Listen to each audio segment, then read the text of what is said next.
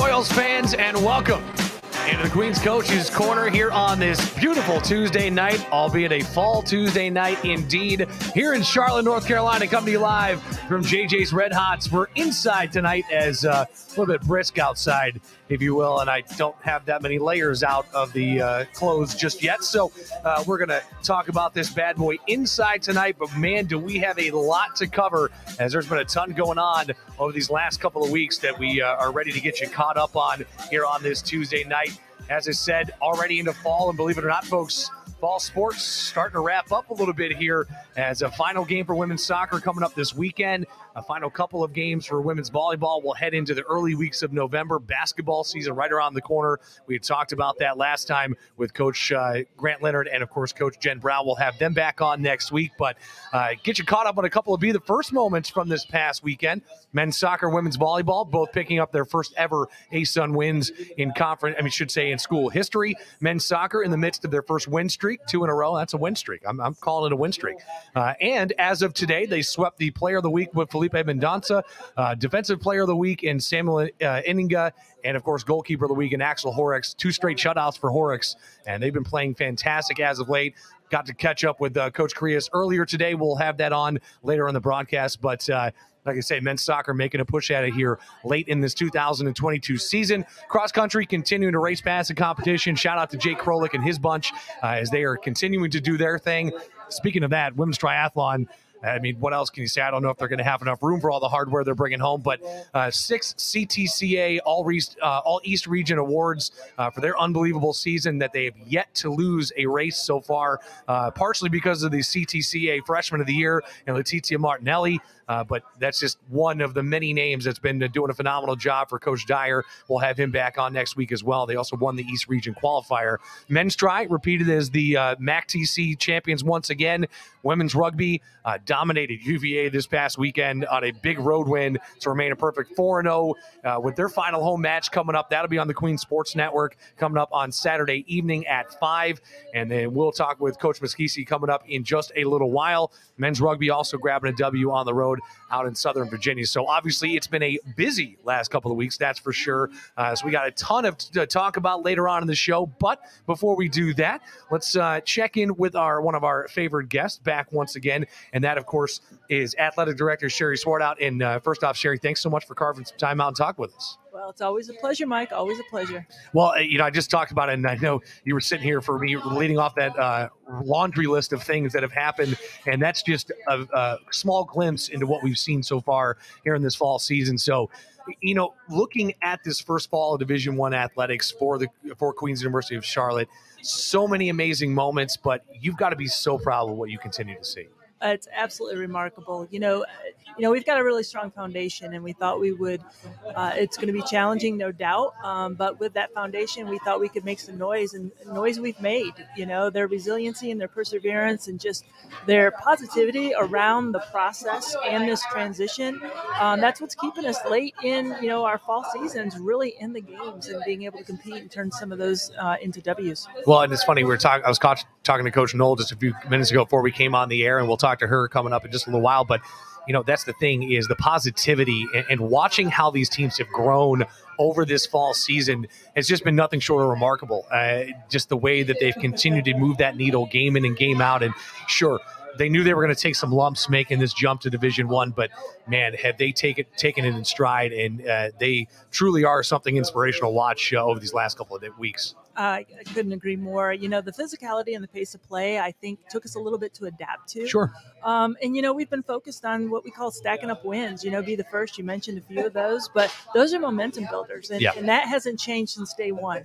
We knew we were going to need to take the focus off of the end result, which is the win or the loss, and just put the focus on the process. And they've really stepped up, no question. Yeah, absolutely. And, coming into this year, you and I had this conversation all the way back in week 1 of Queen's Coach's Corner about those expectations and hopes that you had. And now kind of reassessing as we approach the end of fall, which is staggering for me to say. I don't know what happened in the fall season, but we are approaching the end of the fall season and already looking into winter sports. In fact, swimming is already underway, wrestling, basketball right around the corner as well. But, what has stood out to you so far about these fall programs, and, of course, what you've seen from the winter programs that are starting to get ready and head on into their seasons? Well, they're stepping up and they're stepping into the space, and they're not backing down and they're not making excuses. We're getting better every single game. You can watch the competitiveness. It doesn't matter which team you're watching. The competitiveness, win, lose, or draw, as it does in soccer. We're right there. We're right in it. And I told the staff a couple of weeks ago in a staff meeting that we are just that close. We are one play away. We are just so very, very close, and that perseverance is starting to pay off. Well, and I know one of the big things that we've talked about coming into this year is, of course, Queen's University of Charlotte. We want to be Charlotte's University, and we have such a unique opportunity for where we are and stuff like that.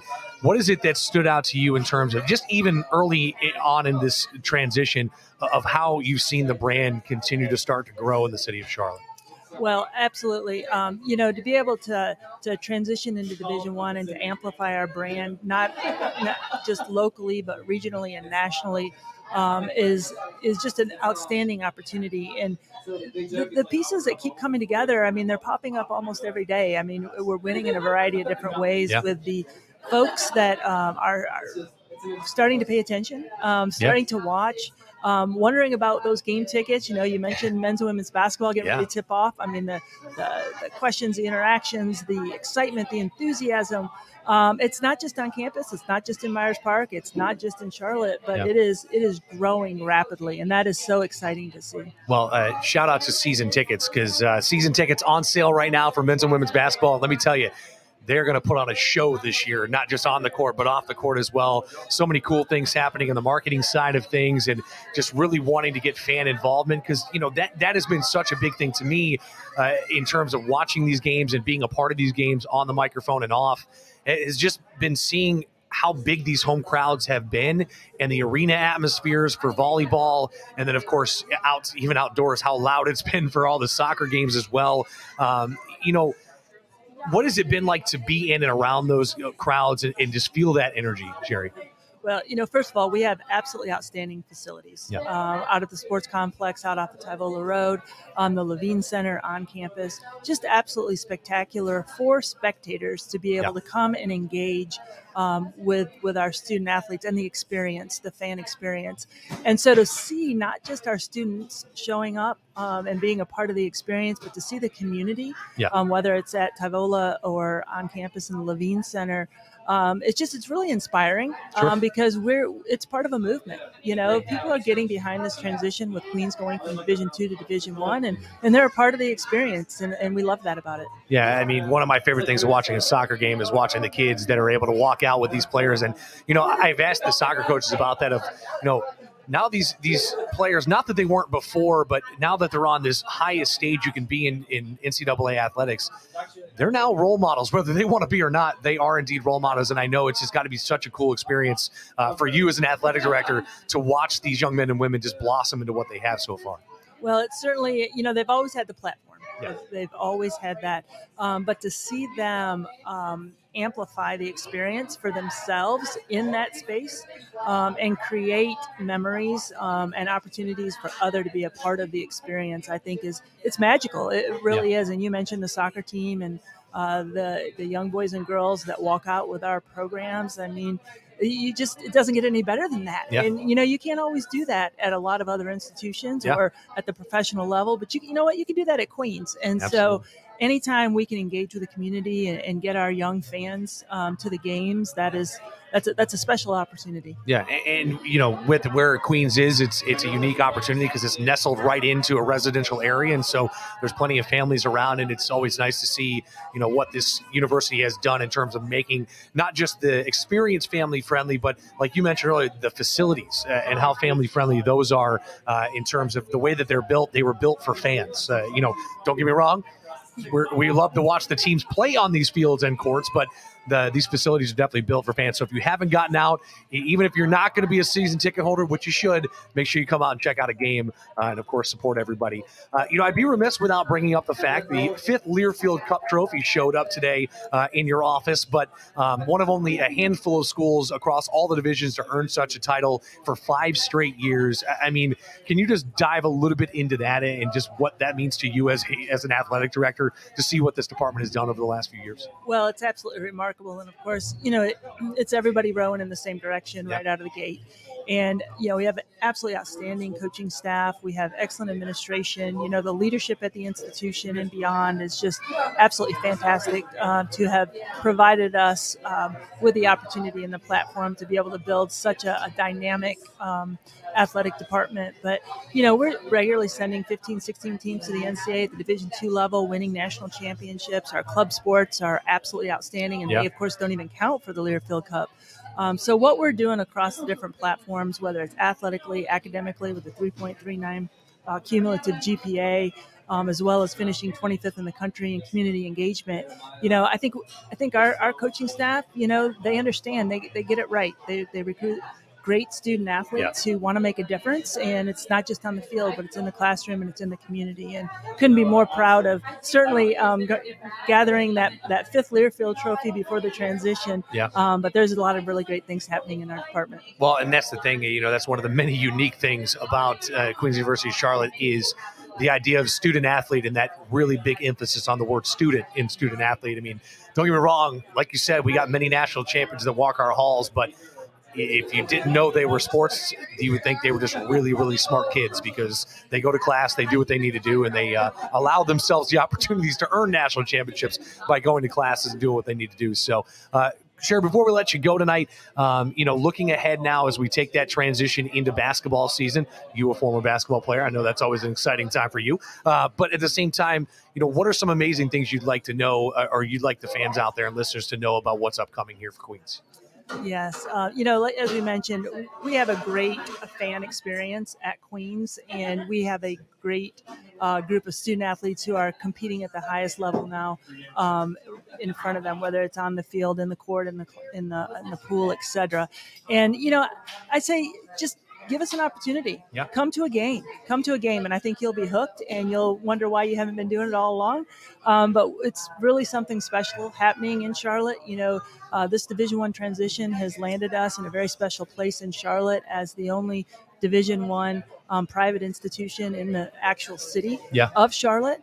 And so that's a great space and place to be. And you're going to see some exciting things coming out of the institution. Take a step inside the lion's den. That's all we're asking, right? There you go. All right, cool. Well, Sherry, thank you so much for joining us. I appreciate this. And we'll, of course, have you on as we dive headfirst into basketball season coming up. Always fun to get your thoughts, not just on the athletic department, but I like to get your ones and twos on the basketball, too. Little X's and O's. We'll talk about that. But thank you so much for joining us. Appreciate it. Thank you. All right. We'll take a break. When we get back, we'll have Coach Noel on here with us as we catch up with women's soccer, still right in the mix of things, heading into the final week of the regular season. Don't go anywhere. We're back right after this here on the Queen Sports Network.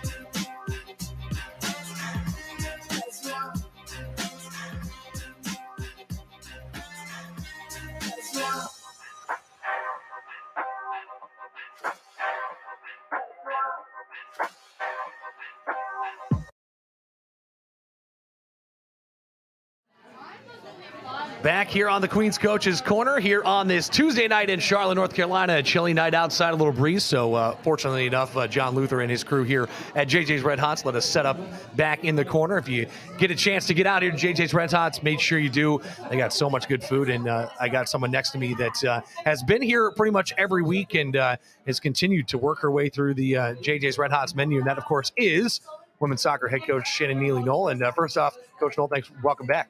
Thank you. Glad to be here. Always nice to try a new item, like you said. With all this NIL stuff, I feel like you should get a sponsor. I'm ready for it. Hey, Come in. I'm saying. Well, man, what a whirlwind this first season has been, Coach. That is for sure. I would love to get your initial impression as you head into this final week of the regular season. Still a lot of story left to be written here in this final week. A lot of different storylines going on throughout the ASUN, but those apart, what has been so special to you about this first year as head coach? Really just to be a part of what the team is doing, because it's not really a story about me. It's a story about this group, in particular our 4th and 5th years who are in their final season of competition. To have the experience that they've gone through in these past years and then to finish off as the first team to take us into Division I. Yeah. It's always been about providing them with an exceptional experience. And from the get-go, being a team that gets to make history every week is in itself special. But what we've been able to do, and the fact that we're in the final week of regular season and we're still in the conversation, we're still in the hunt to make postseason play in the ASUN, when no one outside of our room really thought we would have any chance to compete. Yeah. And we've been in the fight every game, and we've done enough that we need some results to go our way, but we're still in it. So it's nice going into the last game, still having season to fight for, and a great group that's been doing really well. Well, I had the thought cross my mind earlier today, and, looking at the preseason polls for basketball and stuff like that, every single preseason poll had Queens sitting in last place. Yeah, and how many actually are? And exactly, that is 100% my point. And that's the thing, and I get it. You guys are the new kid on the block, yep. and of course they don't really have a sample size to understand what's going on. But every single one of those polls I've seen with that name written down at the bottom in Queens, I've just smiled because I'm like, man, wait till they see this. And of course, you guys are no different than that. Like you said, going into this last week, of course, with the hurricane stuff affecting so many games, a couple going on today, tomorrow. It's still some scenarios that need to work out in your way. But what does it mean to this team, knowing that all you've been through this season, to still be in a spot that you're in the hunt for one of those final 8 places? It definitely changes things. Being able to continue to play with a thought that we might have more season to be together. Yeah. It's, everybody keeps asking me, because you are at the end. Even if you make postseason, we're getting towards the end of our season. So people start asking you, how do you feel? How has it gone? Are you happy with what you've achieved? And the answer is yes, of course I'm happy with what we've achieved, but we're also still achieving. Well, realistic that I think we've underperformed. I had higher aspirations, so I think it's okay for us to look at the things that, because we've been in every match. We've been close. Almost every game that we've dropped points on has been one goal. So we're right in the edge of it. And for me as a coach, I look at that and say, we need to find a way to push over that hurdle so that going into this week next year, we're not hoping other people get results. Sure. We're just in it. And going into the matches this past weekend, it was in our control. If we could have gotten 3 points on both matches, we would have been in dead to rights. But now we need a little bit of help. And luckily, one of those results went our way today. So we're still just kind of watching other people, stressed about other matches. Sure. And then we get to show up this weekend and play a home match where hopefully we're playing for a spot in the conference tournament. I mean, I know it just has to be good or bad, just an exciting time in general. Take that for what it's worth, of course. But, win or lose coming up on Saturday, this season, of course, has been something special, to say the very least. And, what does it mean for this team to not just open your Division I season as the first Division I competition in school history, but now you get to close it out at home as well, and a chance to might be able to punch the first ticket to any postseason tournament in school history as well. Yeah, it's always been the fun part. Women's soccer kind of starts everything in the fall. Sure. Our season just starts earlier. We get to postseason earlier. It's the nature of it. So to be kind of, some of my peer coaches are like, we're happy you're first. I like that. And that's fine by me too, because my team can handle it. They've stepped up to the plate every time a challenge has been thrown into them, whether we've had direct success and results or we've had the adversity on the field. They've stuck together. They've stayed the course, and they've been battling from start to finish. And it's going to be no different this week. We're going into every training session until we know different, that our season's going to continue into next. Well, what can you say about this team that truly has made it? I know we've talked about this.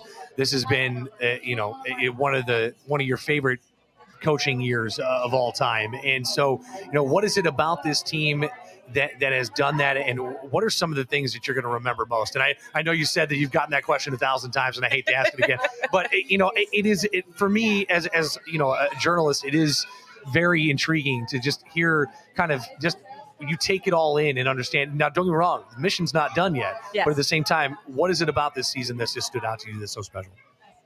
It's always been the players. I mean, the people in the department, I'd be remiss to not mention the support and what's gone into our season and our team from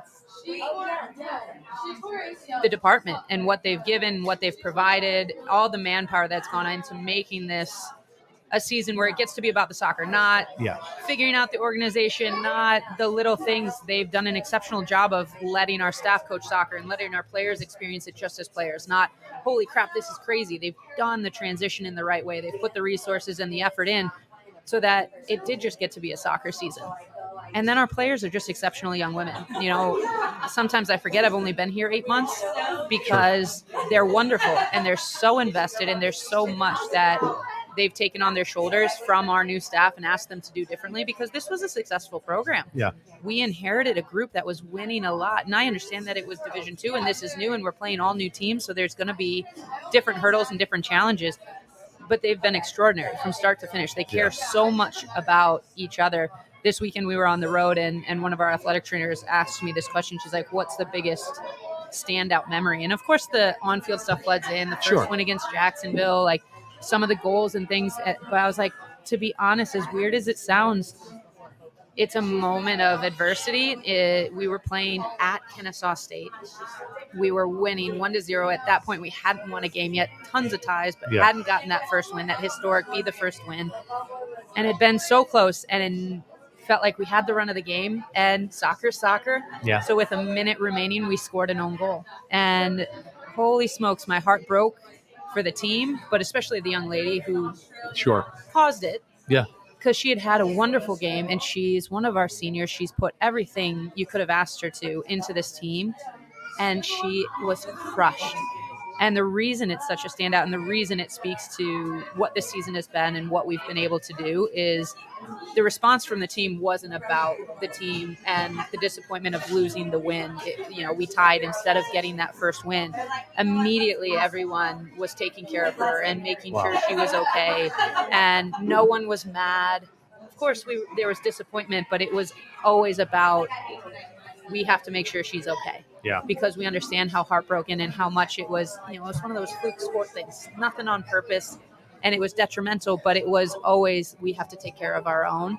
And that is something that people probably won't know and didn't know. That will always be something I remember from this season. Yeah. And, just for those that maybe don't know the game of soccer too well, there are plenty of world-class soccer players that have scored an own goal in their career. I feel like it's a rite of passage at some point. But I was going to say, I have one. Yeah, see, there you go. And everybody remembers them, right? Yep. But no, that's such a cool thing that speaks to your team and just how incredible they have been all season long. And, let me ask you this. Taking a look at this weekend, you guys now turn your attention to Austin Peay, final game of the regular season. And like you said, sure, other things need to fall into place, but that means nothing if you don't win this game. So at that point, it's a game that on paper looks like you could be favored in. But, what stands out to you about this match and kind of what's the strategy to grab that win of the year here at home? Yeah, it's really fun, actually, that we're finishing our season with them. There's a few things about this matchup that you kind of look at and say, oh, that's kind of cool. They're the other member to the ASUN, so we're kind of the two newbies in it. Obviously, they've been Division I before, but anytime you're new to a conference, it's a challenge and it's interesting. They have a new head coach this year as well. Mm-hmm. So there's a few things. We're the only two female head coaches in the conference, which you might not have known. So there's a few things that I figured that out the other day when I was prepping for the game, and I was like, oh, look at that. So there you go, yeah. But like some of those things can be really neat, and they're very similar to us. Like I believe, based on my knowledge of the standings, this will be their final game of the season. They're not in contention for postseason anymore. But every match they've been in, every match they've been really tight. And as you watch them, even before our scout work for them, you're seeing them play against other teams you're preparing for. And we've been impressed with their play. Yeah. They're doing some really great things. They have some really dangerous individuals. They're scoring good goals. It's going to be a good game. And anytime you're playing in that final match, you're throwing caution to the wind. And you're trying to take that final victory for their seniors, for the first year under this new head coach. Like, we expect that they're going to come in firing and giving us a fight, because that's been every game in conference so far. Sure. So we're preparing for nothing different. Well, we talked about that for the very beginning of the season about going into ASUN play. What did you expect? And you said, I expect a dogfight every single day. Yep. And you've gotten that for sure. And like you said, just like Austin P, you guys have been in every single game pretty much, and have, a couple things go the other way, and all of a sudden you're sitting in different stature. But like you said, a control the controllables, if you will, heading into this final week. And looking at this game, you mentioned it against a team like Austin P, the two new kids on the block, if you will. But, what a special moment to be able to close your season out at home, but also still have that chance to kind of punch yourself into the postseason as well. And so I know I'm excited for it. I know you have to be in, best of luck to you and the team for sure. Yeah, family weekend as well. So hopefully everybody can make it out. It's going to be wonderful. Yeah, actually, I don't know. I'm just going to start paying you to plug everything. It really is. But it is indeed family weekend, folks. Game is at 1 o'clock on Saturday. We'll have it on ESPN Plus, but I encourage you to get out if you can and take a game in at Dixon Field. Go out, root on the Royals to take down Austin P, and of course, hopefully punch a ticket into that postseason. Coach, thank you much for joining us. And you know what? I'm going to call my shot like I did with rugby. It worked with rugby. So I'm going to say we'll talk to you next week when you guys are heading towards postseason. Love it. All right, Coach, we will catch up with you in a little while. All right, we'll take a break. We'll switch sports, but we'll stay on the pitch when we get back. We'll talk a little women's rugby on the other half of the break. Do not go anywhere. Life. It happens. And sometimes all you can focus on is the pain. At Ortho Carolina, we want to restore you to a life without the pain. A life where the activities you pursue are no longer hindered. A life where you can freely enjoy, love, and participate in the lives of the people closest to you. Ortho Carolina, you improved.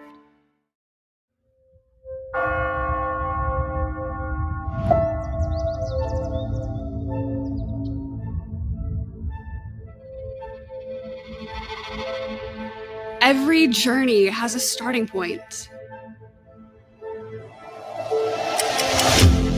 Each student has a moment when talent and passion meet opportunity. At the intersection of challenge and support, self-discovery fuels breakthroughs, and leaders emerge prepared for what's next. I grew up loving music. It possesses this very real, very unique power for connection and healing. And my journey as a music therapist took shape here. I discovered the pool offered a more level playing field and the chance to push my limits.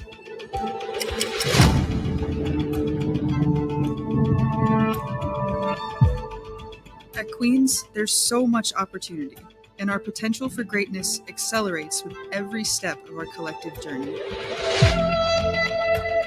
I've always had a knack for chemistry, and that talent has magnified since I got here, rippling out in new directions. I'm not afraid. Welcome back into the Queens Coaches Corner, coming to you live from JJ's Red Hots here in Charlotte, North Carolina on this beautiful fall Tuesday night. We luckily are indoors, though, as it's a little bit brisk outside for sure. But I'm now joined for the first time this year by women's rugby, or I should say new women's rugby head coach, Danny Muschietti. And first off, Coach, thank you so much for joining us and carving some time out. I know you guys are busy getting ready for Saturday. Yeah, well, thanks for having me, Mike. Well, we just talked about it before we came on the air, but you guys are having an unbelievable first year as a head coach. Now, I know you've been a part of this program for a couple of seasons, but taking over as head coach this year, 4-0 this fall, coming into your final home game and your final conference game here, a chance to qualify for nationals. What has been going on this year, and how special has it been for you? Well, I think a big thing was we started off without a preseason, and it almost made us have like a double time preseason as soon as we started. The energy going into the first week of school has been incredible and consistent this entire time. Sure. And I mean, you can see with our record so far, like we've been gradually progressing each game, and it's been really exciting to be a part of.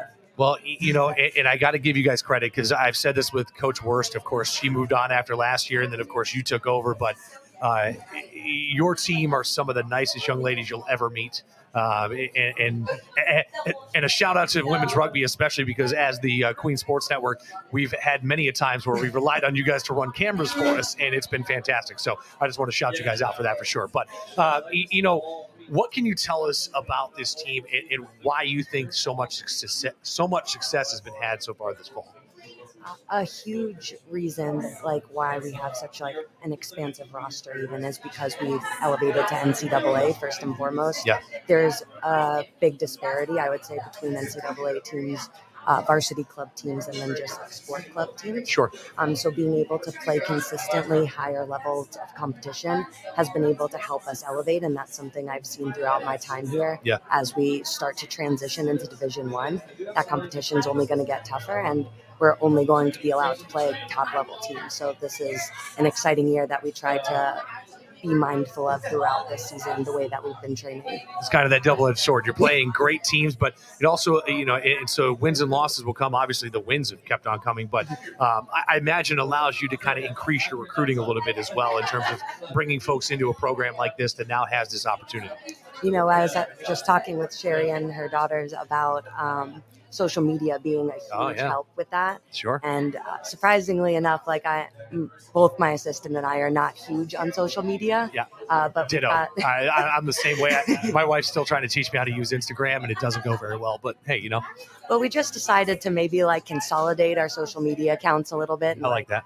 Maybe remove Twitter this season. And then Sherry, of course, just asked me, she's like, well, why aren't you guys posting on Twitter yet? I'm like, oh, well, we might need to renew that one.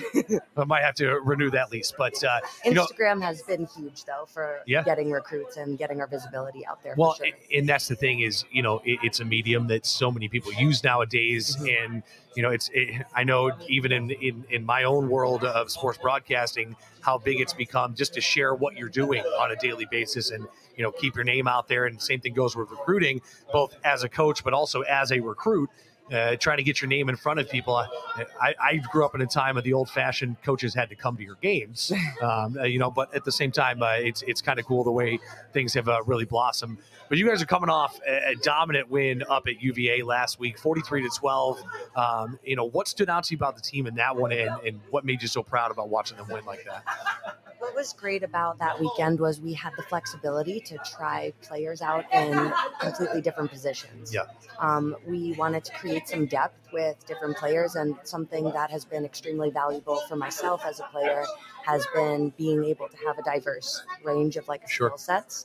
And just the success that we had on the field showed that the training that we're doing and working in those different positions was a good idea, and it's going to be a strength when it comes to substitutions. As you go through any season for any sport, you're going to start to get injuries and you're going to need to move people around on the fly.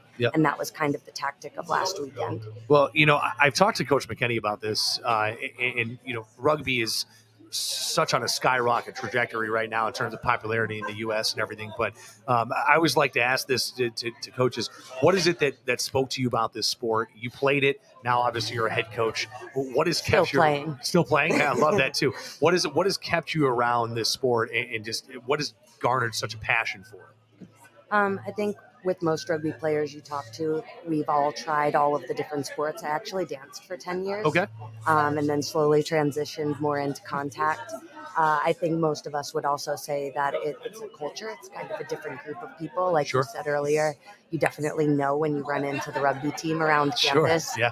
We're a very unique and diverse group of individuals. And that just ranges beyond this university. It's worldwide, and it's a very small family that I think we all have fell in love with. And once you're in it forever. Well, you mentioned the diversity of it, and that speaks so well to this team and to the both rugby programs at Queens, and to, like you said, the rugby world and beyond. What kind of value does that give these young ladies to meet people from so many walks of life, no matter what avenue they come from. You meet people on all these teams with just so many different backstories. That has got to be such a cool experience for these young ladies to, not just make friends for on the field, but they make friends for life off the field as well. Oh, yeah. And just like the range of life skills that we're doing with things on and off the field. I mean, we've got girls that are working in broadcasting. Yeah. We've got girls that are working in sport facilities as well as athletic training. They're helping me with food on game day and just having like those like banquet style skills. And I would say the value of just being able to travel where we do and be able to meet another group of people that maybe we wouldn't have met if we weren't on a rugby team. I think that's what's unique about it. Well, and I know you guys are very big into the community service aspect of things as well. That is the motto of this school, to be served, not to serve. But what is it about that stands out to you about the community service aspect? And I imagine it does not take much for you to get these young ladies out there doing what they need to do in terms of helping our community. But it's got to make you so proud as a head coach to watch what they do. Most of our girls are actually volunteer coaches all throughout Charlotte. So just getting to watch the girls transfer what they're learning in practice and then put that immediately into real life practice. And most of our volunteer activities are with local churches and schools around town. So just getting to be able to work with little kids and the youth and their parents that will inevitably consider pushing their child to come to school here is helpful too. Hey, always helpful. Shout out to the recruiting aspect right there. Let me ask you this: in terms of obviously your first year as a head coach at Queens, what has been so special about this year for you as a head coach? I know, like you said, you still play, so you still have that side of things, but now you can use that skill that you've developed and help to develop the skills of your players. What has been so special about this year to you? I think the biggest thing that has kept me excited throughout this whole season, it has been a different transition, like especially as I'm playing and like getting more into being a coach full time, just the support that I've gotten first and foremost from the players. Like when the idea was brought up to me, like immediately I kind of confided in some of the team leaders and like there was just nonstop support between them, their family, my family. And I mean, I think again, like our record is showing that like we can do the rugby thing. Yeah. Maybe the paperwork is a little difficult. You guys got that down, but still working on my IT skills, but having been known as a sevens player, that's what I was training at the Olympic Training Center for. It was cool to see that I'm building my confidence definitely in the 15s realm as we work through the end of our season here. Awesome. Yeah. And like you said, obviously a majority of the games, I know you might've played one sevens game earlier on this year, but obviously the 15s is where you're at in the fall. For those that don't necessarily understand the difference, what goes into the coaching difference between 15s and sevens? I mean, I know, obviously timing wise, a little bit different. We might not have enough time to go into all that, but in terms of, what are some of the things that stood out to you when you, like you said, you're developing your skills at that, what have been some of the things that you've really tried to tackle? Well, to say very simply, sevens is 115% higher velocity than 15s. Okay. So you've got regular rugby, what you'll see on TV most of the time is going to be 15 versus 15, full contact, non-stop. That's similar to soccer where play is continuous. There's no downs. Sevens is the same exact sport. However, there's 7 people versus 7 on the field. So a total of 14 instead of 30 on the field. Same ground to cover. So there is a lot more room for error, but it's also a lot more exciting.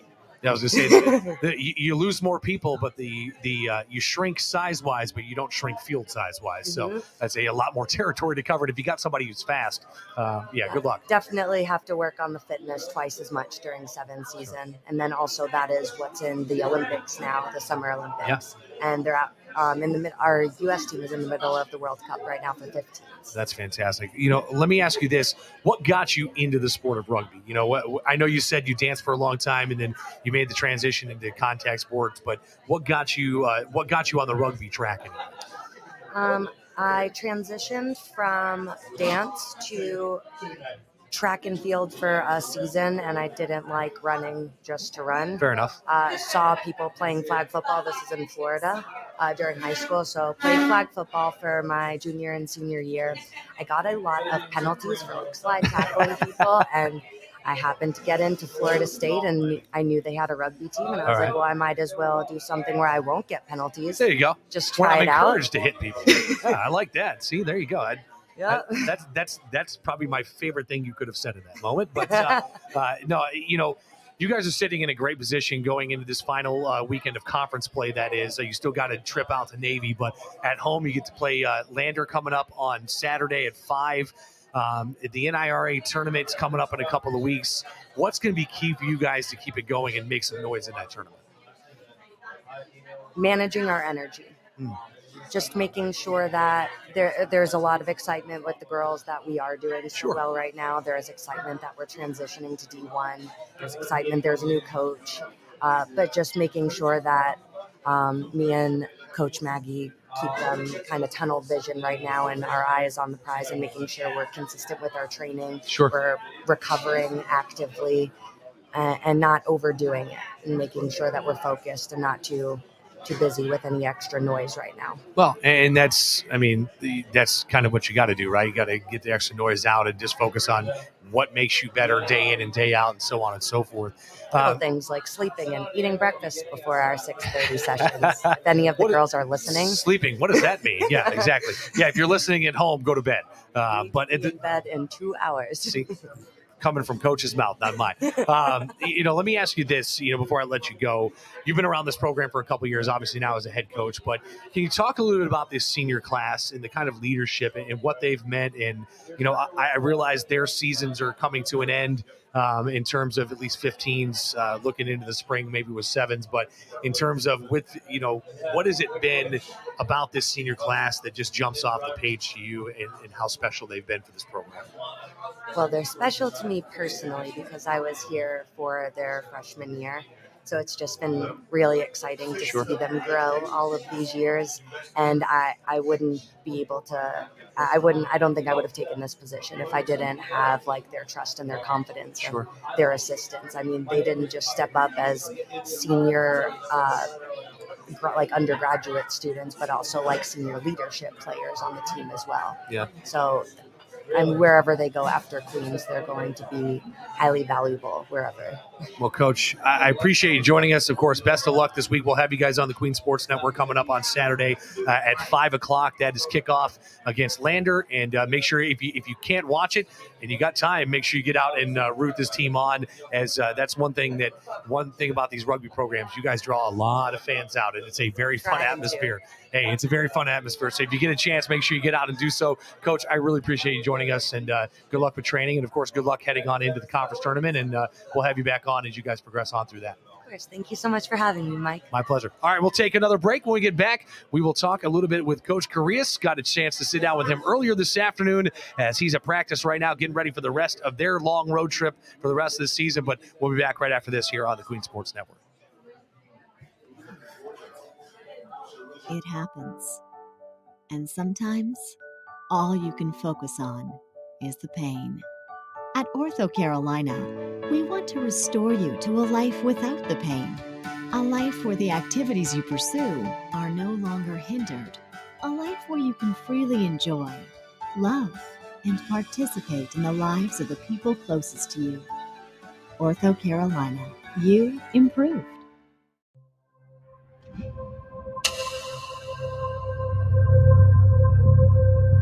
Once royalty carves out its place in history, it becomes an empire.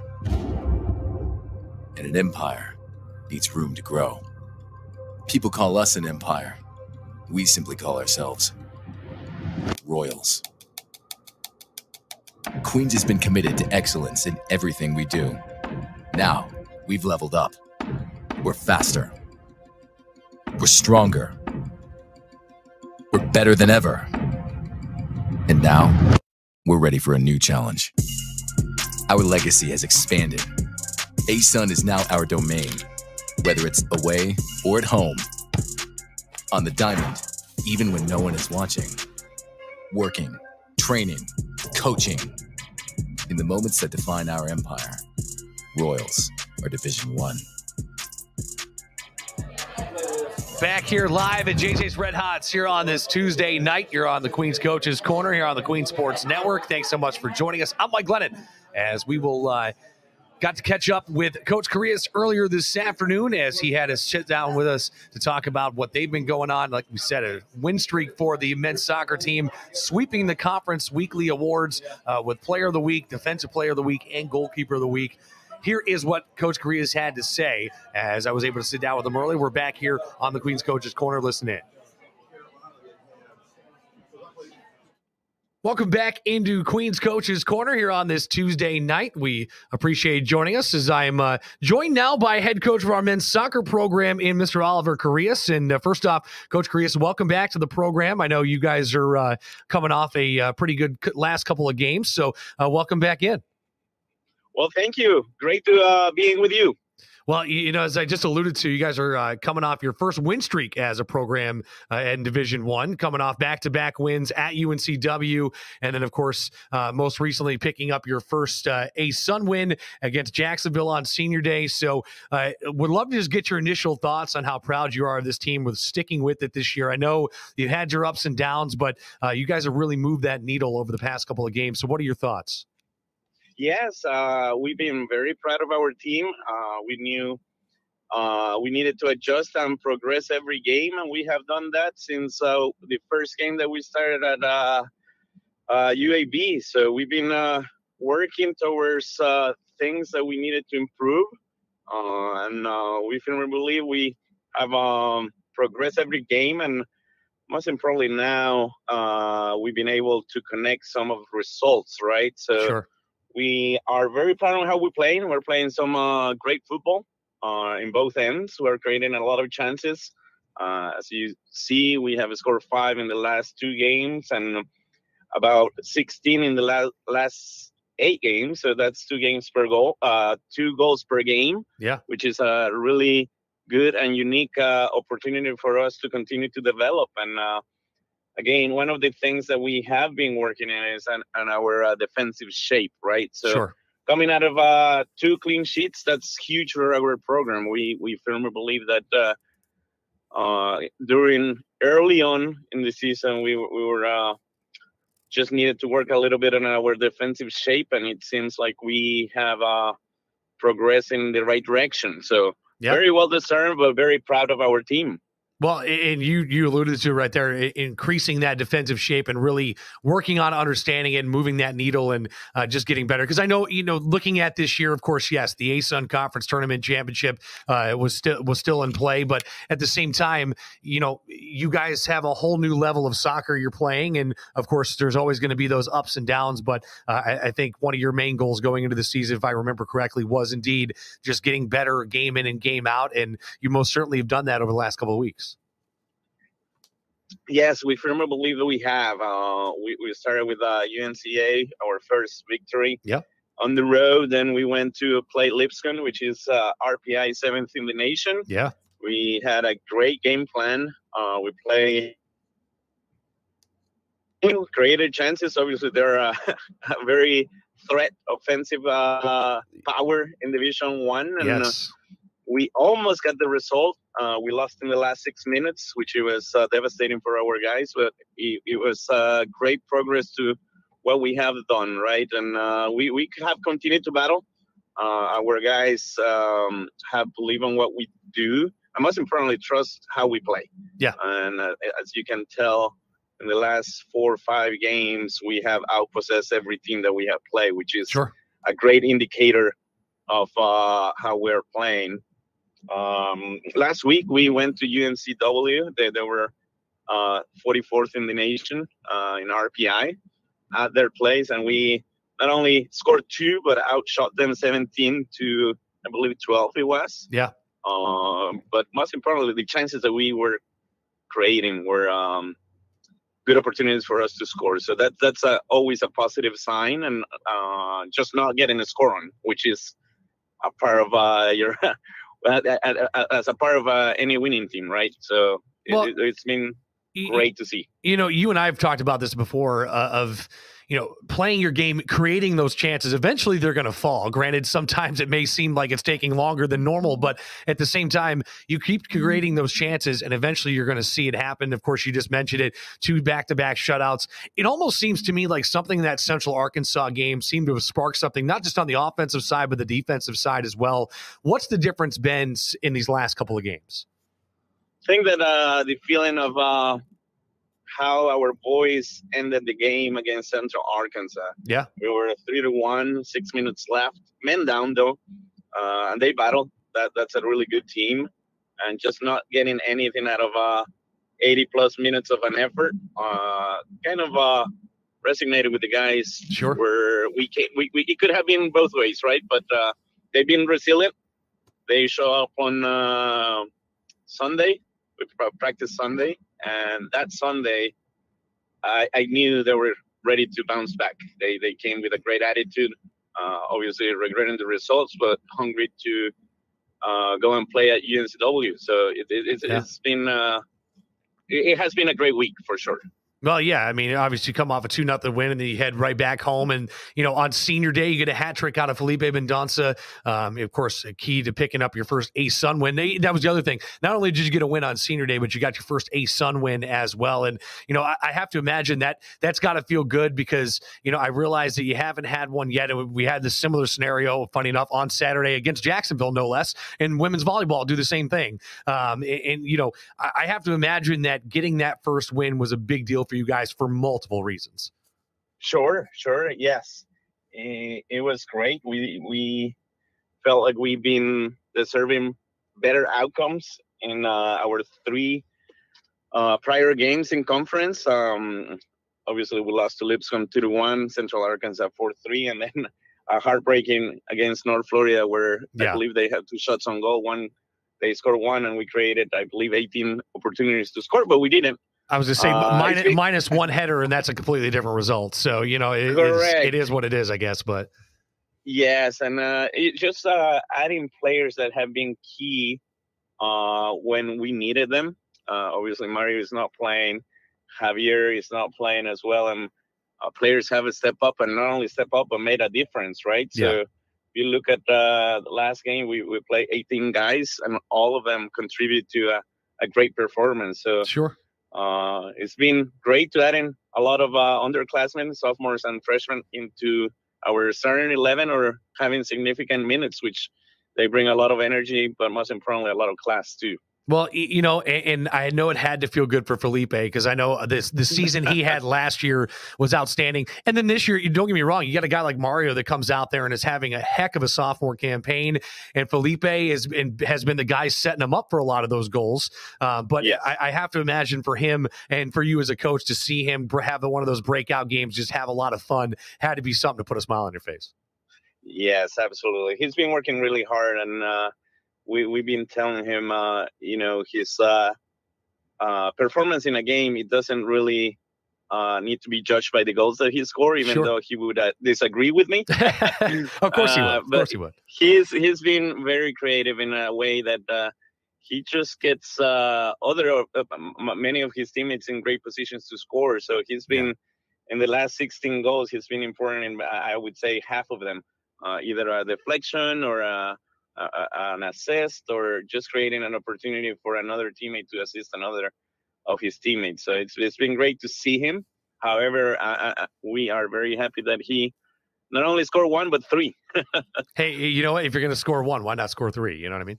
Correct. Well, let me ask you this, talking about senior day and, just kind of one more notch in the belt for what has been an amazing senior class that you have with this team. And I know, a lot of talent moving on after this year, but we've also been able to see a lot of flashes of those that are up and coming. And of course that will be here next year. But can you talk a little bit about this senior class and kind of what they've meant to this program and to you as a head coach? Yeah, so we are very proud of how they have not only performed, but lead us. Yeah. They have led us this year. And again, we say that this group is special. They are marking our future, right? And they have led our young guys and our team through adversity, some tough results, but they have come hungrier every game, right? So Sure. their leadership on and off the field has been great, but most importantly, adding to not only their experience but coaching and the guys on the field that might need a little bit more experience, right? So it's been great seeing Anthony Brown, Cesar Mendoza, Alex, Owen coming to the field, but they feel supported by our older guys. So sure. In that way, I'm very proud of what they have done for not only for our team this year, but increasing confidence and managing their teammates on the field, which is very important. Yeah, and again, that leadership being the operative word there for if you're going to have guys that have been around a program, you obviously have helped to instill the kind of values you want in a program, and it's always nice to see that come to fruition here, especially in their final campaign. You know, you got a tough trio of games on the road here on the horizon coming up at FGCU, then at High Point and at Bellarmine. You know, what's the mentality right now and plan of attack as you guys head into this final road trip of the season? Yes, we are taking one game at a time, but we're hungry. We feel like we're playing the best soccer that we have played all year. So we're just hungry to go and compete and just continue to play how we know we can play, and just playing great teams. That is our last 3 games that way, right? So Florida Gold Coast is a great team, and we're hungry to go and play our style and just making sure that we really put all the things that we have been putting together towards the last couple of weeks. So excitement, that's the word that I would say, excitement, and just really treasuring every game that we have with this group. So it'll be a great way to finish our regular season with hopes to continue for another week or 2. Yeah, absolutely. And, you know, and again, I wouldn't be doing my job as a sports broadcaster if I wasn't looking at the future. I know you as a coach, you're going one game at a time, but I have the luxury of looking ahead and kind of, and, you know, pontificating, if you will. But and that being said, I do find it exciting the fact that if you go off and you rattle off these 3 wins in conference, now all of a sudden you guys are in the conference talk, and that's, you know, that's kind of a cool thing. Especially, you know, again, I realized that maybe some games were a little bit more sluggish than what you guys would have liked, but you talked about it a little while ago and alluded to it. You guys have been in most every game that you have played this year. Granted, you may not have got the exact result you wanted, but you guys have been in a vast majority of the games and have lost out on it by maybe a shot or 2 or, you know, some freak play, whatever it is. And so I have to imagine, you know, taking the one game at a time thing apart, I have to imagine, though, that you have to be excited to understand the fact that you guys still are somewhat in the driver's seat right now heading into these final couple of weeks. Correct. We have 3 conference games left, 2 away and 1 at home, which will give us a great opportunity for us to continue to evolve through the season, right? So a lot to play for, knowing that we just got to take one game at a time, though. And, you know, you talked about it kind of looking ahead just a little bit. You got that final game of the season at home against Liberty, a conference opponent. How excited are you guys to have that opportunity to close out your season in front of the home crowd? You know, regardless of what the scenario is at that point, that's just got to be a good feeling knowing that, hey, we get to close this thing out in front of a friendly crowd and get to go out there and just show off for them. Yes, that's one of the great positives about our schedule. We had at the end of that game, we would have completed 11 away games and finishing at home in front of our fans and families. It will be a great opportunity to close our regular season and in hopes to continue the following week. Yeah. And let me ask you this, you know, before we let you go, just one final thought. I mean, you know, I know you still got a couple more weeks in the season and definitely not wrapping up anything on you yet, but what has this season meant to you as a coach so far, now coaching in the Division I ranks? I know obviously you've had a lengthy career in this game, both as a player and a coach, but what has this season meant to you? Oh, it has meant, I would say learning, but most importantly, learning from our boys. They've been amazing on how they came in without any expectations, and then we roll within 3 days in preseason to go to NC State. And from that game, if you see that game and how we're playing right now is night and day. Yeah, And absolutely. I firmly believe we coaches, we're important, but the most important people are your players, and they are just believing in each other, trusting each other, and most importantly, we are a family, which that's what we thought, right? So we have persevered through some rough times, and I think those rough times have made us better and stronger. So if I have to say one word, I would say learning.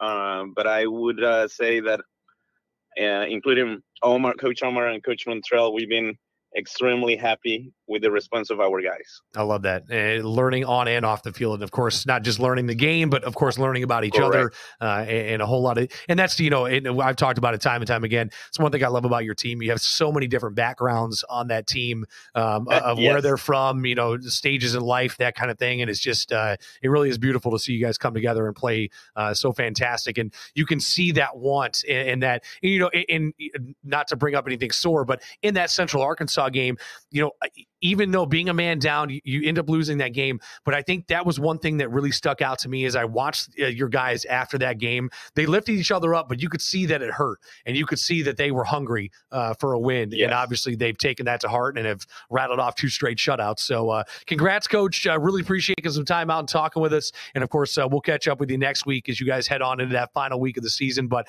best of luck over these next couple of games, and we're, of course, always rooting for you.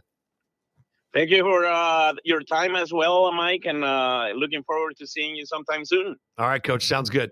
All right, we'll take a break. When we get back, we'll be back here with more Queens Coaches Corner live from the JJ Red Hot rooftop right after this here on the Queens Network. Well, I spoke to early on today. It's a little too cold to be out on the rooftop, but we are at JJ's Red Hots right here at 1514 East Boulevard. Speaking of which, they got their Sausage Fest 2022 coming up at the JJ's Red Hots parking lot right here at 1514 East Boulevard. It's November the 5th from 3 to 7. They got live music, unlimited house-made sausages, tickets. You just got to come down and scan it. You can find it online as well. Craft beer from all sorts of local breweries. So make sure you get out and support. We, of course, love John Luther and his bunch here at JJ's. They've been fantastic in terms of letting us host this show and, of course, bring you all the latest and greatest inside of Royals athletics. And we will keep it going here on this Tuesday night as we turn our attention to inside sports now. And we'll talk a little volleyball as I'm joined by head coach Hannah Long. And first off, Coach Long, welcome back and congratulations on a big ASUN win. Thank you. It was a long time coming. The ASUN conference is filled with great competition and requires you to play at the top of your game every single weekend, and it took us a while, but we finally found some traction. Yeah. Well, and again, you guys have talked about moving that needle game in and game out, and I saw what you had said about the night before on Friday about how you guys have been working on having a more balanced offensive attack, and well, that came to fruition on Saturday. Because let's start there. I mean, what a night it was! A little bit of everything that you could possibly want in a volleyball match, 5-set thriller. But the offense just looks so efficient and so good all night. What was the difference offensively for you guys, not just on Saturday, but like you mentioned before on Friday as well? Well, after our weekend in Kentucky, we just talked as a team, like where we want it to go from here. Obviously, not finding success on the scoreboard is hard. Sure. And you've got to make some adjustments and work on some things. And, one of our players said very poignantly, like, Coach, I think we need to go back to the basics. Mm. And I was like, she's right. So we actually, even though it looked like we were more efficient on offense, we simplified our offense. Okay. Like we brought it down to a couple plays and a couple play sets. And we're just going to run a few things and we're going to run them really, really well. And so I think we saw that on Friday, that we were able to be a little bit more consistent and sharp because we did less better. Fair enough. Yeah. I mean, well, that's the thing. I mean, I feel like sometimes, especially, if you're trying to work out of something, sometimes I think in your own mind, you can tend to overcomplicate things. And, going back to those basics sometimes is a big deal. And it's nice to hear that the players are the ones that help to bring that up as well. Oh, for sure. And so I think we had a very specific game plan. We went into it with Friday night, but kind of extended it into Saturday. And I'll give Jacksonville credit. Part of the reason it went 5 is they figured out what we were doing. That's fair. And they adjusted some things. And so then we had to kind of like counterattack to finish it off in that 5th set. Well, you know, you mentioned they started the counter, but through those first 2 sets, you got, and honestly, even in those other 2 sets, in the 3rd and the 4th, you guys control the vast majority of it. A couple mistakes here and there, and like you said, to credit to them, they figured out some things and made some mid-set adjustments. But what was it about that performance from you guys that consistently, what do you think was so efficient for you? Well, again, that we did simplify our offense, and I thought Kendall Bush in particular did a great job of running that offense. Little things that you can do as a setter, that after a hitter makes a hitting error, you give them the ball again, which shows them that, yeah, I've got confidence in you. You can, you know, and so where in the past we would, we would be searching our offense. We were trying to find something that works rather than, no, hey, that actually was a pretty good swing. It might not have gone down, but it was a good swing. So let me give you that ball again. And this time you can put it away. Yeah. So I thought we did a much better job of that. And I thought Kendall did a good job of recognizing opportunities for our hitters to find open nets. There was a couple times she set balls where our hitters came clean with an open net. And as a hitter, you're like, oh, okay, this is more fun. Fair enough. And so I thought she did an excellent job. Well, you know, you mentioned her, and I'd love to start there. I mean, she outpaced the 3rd best setter in the league on Saturday night in terms of Rebecca Rockerson, who is fantastic for Jacksonville, came in with over 700, but Kendall had 59 on Saturday night. I mean, that's pretty outstanding. And, you know, a young lady that missed a lot of last season dealing with a wrist injury or an arm injury of some sort, got to come in, and I know she split some time this year, but man, she's really starting to come into her own. What is it that you saw from her on Saturday that kind of stood out to you? Well, I think consistency is the biggest one. And that's what we really worked on that week in practice was, again, reducing what we were trying to do on offense, but getting really more precise with it. Mm-hmm. And if you watch and film, you know, her outside sets were consistent. Well, that's much easier as a hitter if you know where it's going to be. Yeah. And then I also think she did a good job of incorporating our middles. And she did it at times that maybe the middle wasn't successful, but then Jacksonville had to respect that we were going to run the middle and couldn't just block out at the pins. And so I thought she just did a really good job of setting good, consistent, hittable balls. Well, and that was the thing. You saw that balance throughout because, I mean, Anna Law had a big night. Kayla McDuffie had another big night. I mean, you had 3 young ladies in double figures, a career high in kills for Allie Johnson with 25. Victoria Wood had 17. And then, of course, you had Jordan Johnson, I think, with 13 as well. 3 of which were in the 5th set. Yeah, well, hey, you know, coming up big with the well-timed ones, including the game winner. But, you know, what was it about those 3 that really stood out to you? Obviously, Kendall Bush set them up perfectly to where they needed to be, but obviously you still have to execute as an outside hitter when it comes to that. Well, again, same idea with our hitters of reducing but being more efficient with what we do. Just really working on making sure we get our feet to the ball and that we have good angles of approach. So when you're trying to run a lot of different offensive things, you can then get timing can get off, footwork can get off. And when we simplified it, then it was really about no hitters, make sure you get good angles and get your feet to the ball so you can see. Like, see where you're attacking. Oh, they've moved the block in. Okay, now you have line. Oh, okay, they've moved the block out. Okay, can we tool it? Can we take it inside? So I think we're just doing a better job with our feet and with our vision. Watching film with the team over the past couple days, you can really see, like especially Victoria Wood, there are a couple plays that I can watch and I go, she knows exactly where she's about to hit that ball.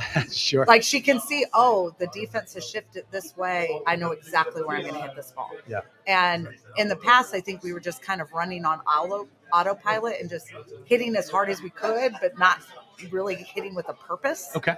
That's and fair. Our hitters have done a better job at like keeping their feet and seeing where they're hitting and really attacking with a purpose. And you know, it's funny talking about Kendall Bush. I compared her to Brooke Farley the other night, and you know, kind of watching what she was doing. But you know, Jessie George is another one. She stepped up as that libero role this year, and she led the team in digs again on Saturday night. But you know, what is it about her play that's kind of jumped out to you in watching her improve as the season's gone along?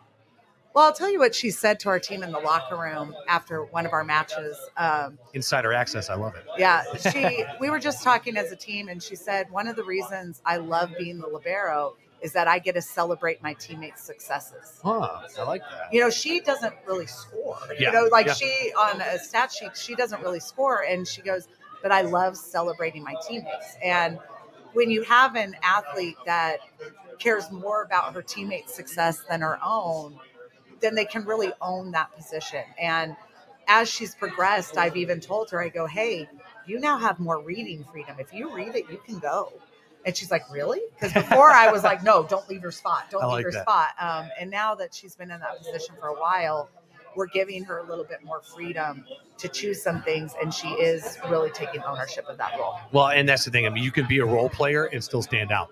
For sure. And that's exactly what she has done so far this year. But, you know, she's one of many names. And that's the thing is, I think the one thing that I've enjoyed watching of your team this year is no matter who you put on the court and no matter how long they're out there, whether it's for a couple plays or for the entire match, you can continually see them getting better and locking in and understanding the game more and more.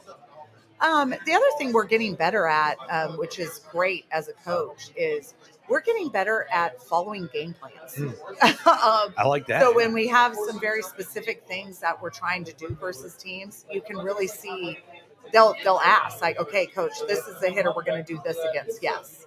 Okay, I'm going to commit block here. Yes. You know, like they're really keyed into, you know, any advantage we can get from it being game plan to execution.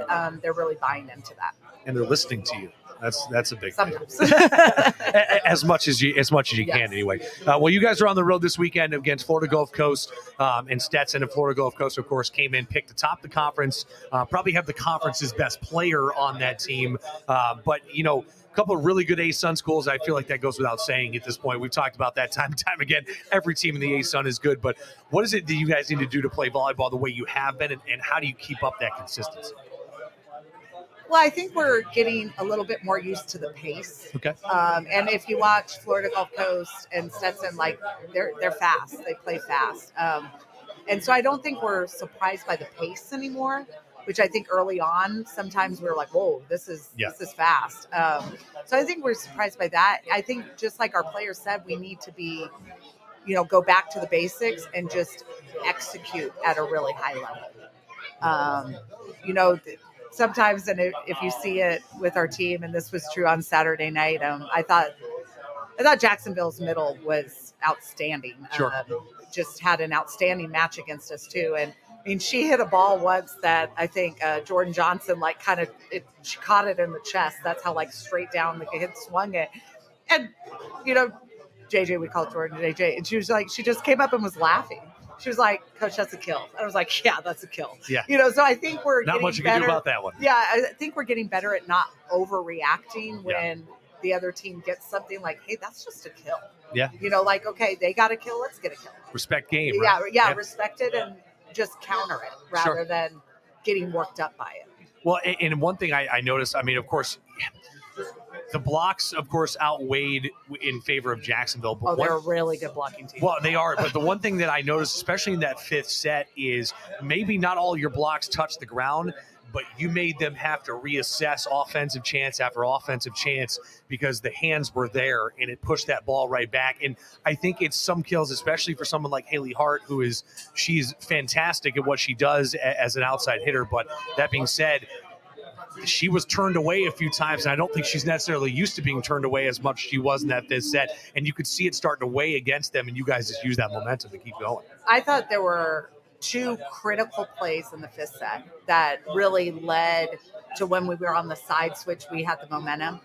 One was Kayla McDuffie's block. Yes. And which was early in the fifth set, which she had so much success throughout the match against us offensively that we started the fifth set denying her a kill. I thought was huge. Yeah. And then the other key play was a couple plays later, Kayla McDuffie went back there and served an ace. Mm-hmm. And when you can be a really good serving team, you can take another team's middle out of the offense. Yeah. And so I thought those two plays in particular, because that was another lost opportunity for them to run their middle because we served an ace. And I thought those were two key momentum shifts early in the fifth set. Well, and you guys had 8 aces on the night on Saturday, and that was big. And I know, Jacksonville struggled at times with serve and getting it over, a lot of side outs for them, especially early in the match. They kind of righted it in that third and fourth set. But, what can you say about the way the team kept their heads in it? You guys win the first 2 sets, and right on the cusp of winning that third, and then even again in the fourth. But just that was the one thing that with watching you guys, never at any point did I say that, this team is starting to go the other way, and I think their heads are out of it. I mean, you guys just came down and just kept on going. We did get a little squirrely at the end of the third. That's set. fair. Okay, I thought our defense got a little just disjointed. We weren't making as good of defensive moves at the end of the third set. I mean, the end of the fourth set, I'll be honest, I'll give credit to Jacksonville. They got us stuck in a rotation that we had trouble getting out of. And then they did a really good job transitioning to their middles. Yeah. And so we just kind of got on our heels a little bit. But, our assistant coach, Coach Murta, is actually in charge of our serving game. That's one of his roles and responsibilities. And I thought we started out really well. Jacksonville adjusted. That's what good teams do. They adjusted, and so they passed a little bit better. And then you saw in the fifth set, he adjusted. And in the fifth set, our serves started getting going again. Yes. And that's volleyball. It's kind of this, cat and mouse game at times.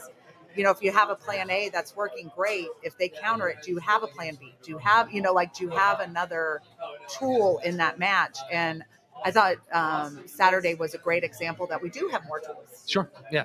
Well, before I let you go, you guys, of course, you guys have one of the longest stretches anyway of a regular season with volleyball. You guys go until November the 13th. So just under a month, but at the same time, still a little bit left to go. But, so far this year, of course, you have so many wonderful moments in your coaching career. What has it been about this year that's been so special to you now making this transition to Division I? And I know there's still plenty of more moments yet to come, so I don't want to put you too much on the spot. But at the same time, what has it been so special about this team, watching them come into their own?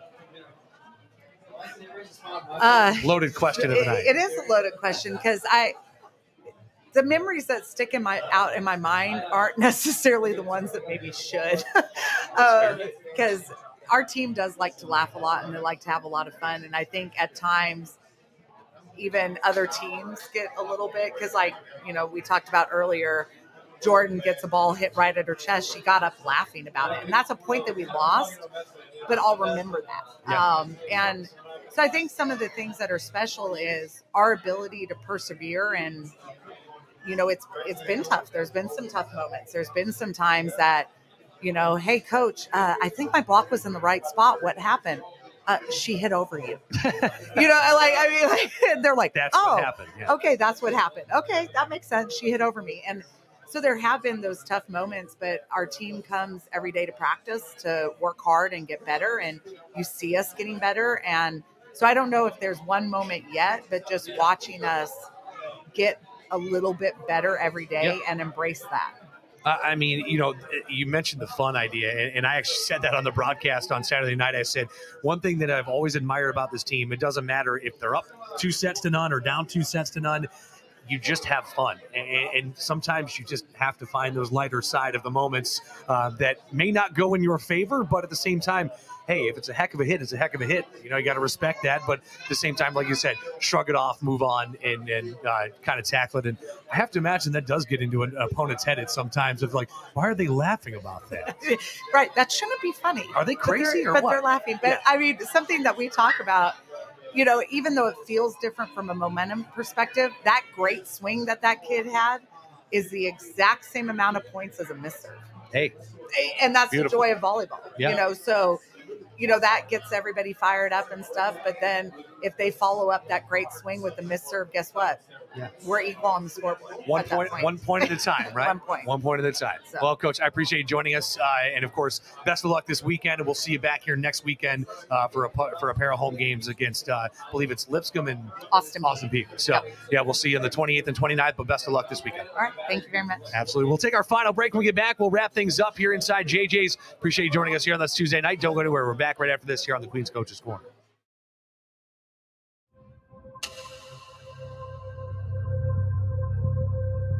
Once royalty carves out its place in history, it becomes an empire. And an empire needs room to grow. People call us an empire. We simply call ourselves Royals. Queens has been committed to excellence in everything we do. Now, we've leveled up. We're faster. We're stronger. We're better than ever. And now, we're ready for a new challenge. Our legacy has expanded. ASUN is now our domain, whether it's away or at home. On the diamond, even when no one is watching. Working, training, coaching. In the moments that define our empire, Royals are Division 1.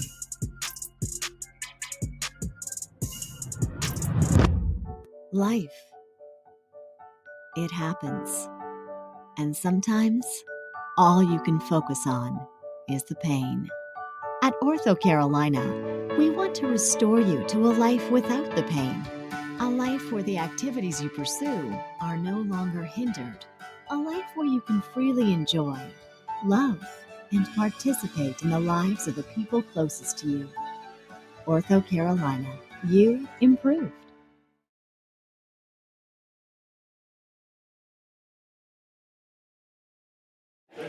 Welcome back into JJ's Red Hots here as we wrap things up on this Tuesday night of the Queen's Coaches Corner. Of course, appreciate JJ's for letting us hang out here as we do each and every Tuesday. We'll be back next week as we dive deeper into the basketball seasons that are coming your way. But don't forget, Family Weekend for Queens University of Charlotte coming up this weekend. Make sure that you get out and support the women's soccer team at 1 o'clock. That is going to be a big one. We'll have you on ESPN as well, ESPN Plus that is. So make sure you like and subscribe across all of our social media platforms on Twitter, Instagram, Facebook, TikTok, you name it. We got it. And we'll have all the latest and greatest of inside of Queens Athletics coming your way. Cannot thank you enough to all the coaches for coming out and hanging out with me as they usually do and giving us some insight on what is going on in their programs. And, of course, a shout-out to all of our Be the First moments from this past week, as there was a whole litany of them. And always nice to see this program and this school continue to get better and better. We will see you back here next week inside JJ's Red Hots. Maybe we'll be back out on top. Depends on the weather, I guess, and, of course, how cold it is. But either way, make sure you get out and join us and come out and like and subscribe everything we do. That way we can make sure we bring the best to each and every one of you as we continue on. Enjoy the rest of your night, folks. And as always, go Royals. Yeah.